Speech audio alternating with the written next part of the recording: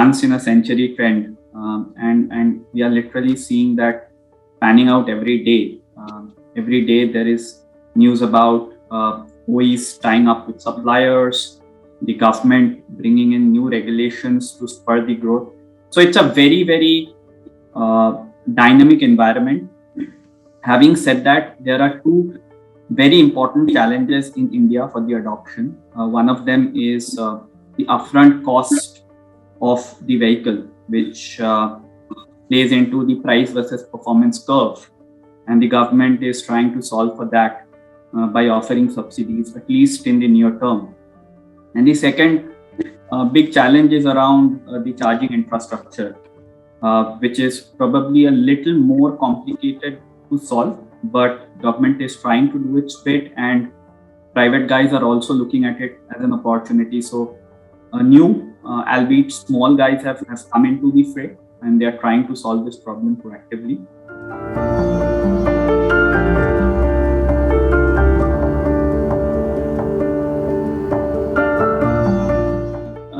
Across vehicular categories, we thought that the two-wheeler and three-wheeler categories will get electrified the fastest. The three-wheeler category, depending on whether you are looking at a e-rick segment, which is already electrified to a very large extent, could see numbers as high as 40% of the fleet being electric by 2025, and probably 20% in the e-auto segment.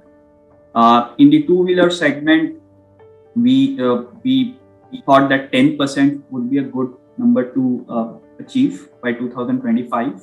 Having said that, many large entrants have kind of come in the last 6 months. People are talking about far higher numbers, but I would believe that India is also the largest ICE two-wheeler market. So the base is very large, right? So 10% of that number is a fairly significant number in absolute. Referring to our projections in the four-wheeler side, which is where we had pegged the electric fleet to be just 2% on the retail side and 20% on the fleet side, on the ride sharing and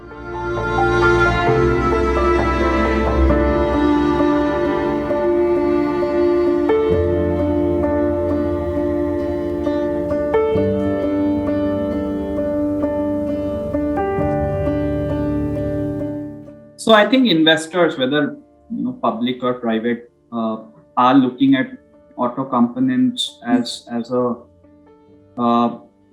growing sector, especially from the trough that they have come out of.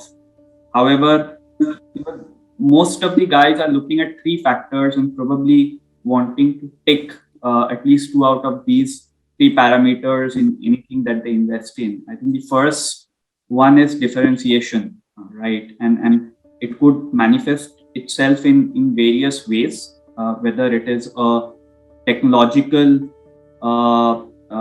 differentiation, whether it is a differentiation that is led by best in class costs or processes that are very, very difficult to replicate, something like precision engineering, right, which requires extremely small tolerance level. So differentiation is a key factor, and many a times that just reflects itself in the financial metrics also.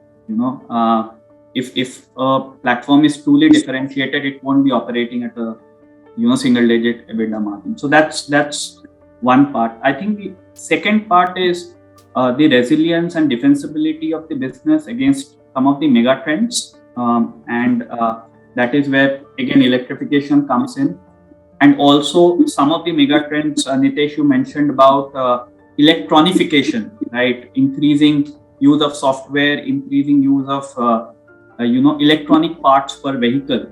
Anyone playing into that is on a very good wicket, because the amount of electronic content per vehicle is going up every day. Part of it is driven by regulation. So BS6 has come in.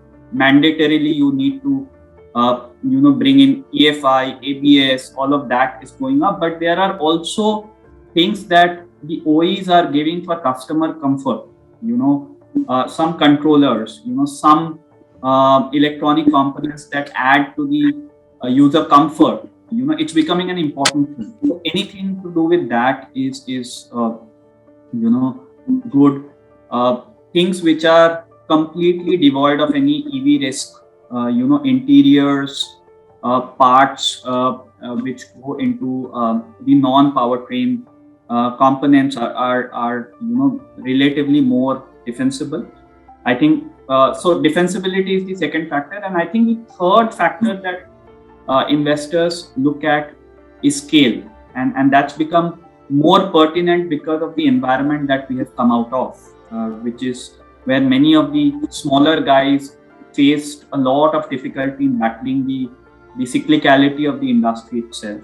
So I think automotive in general is a little bit of a cyclical industry. So you need scale to kind of counter that. You also need scale to do justice to economies of scale, right? I mean, the bigger the guys are, it's easier to squeeze out that 1 or 2% EBITDA margin if you are operating at a higher scale. And the third thing that scale gives you is the ability to expand laterally, right? I mean, it just enables you to create a corpus and get into a new space which could be slightly different from what you have been doing. So I think these are the three factors that investors look at favorably: differentiation, defensibility, and scale.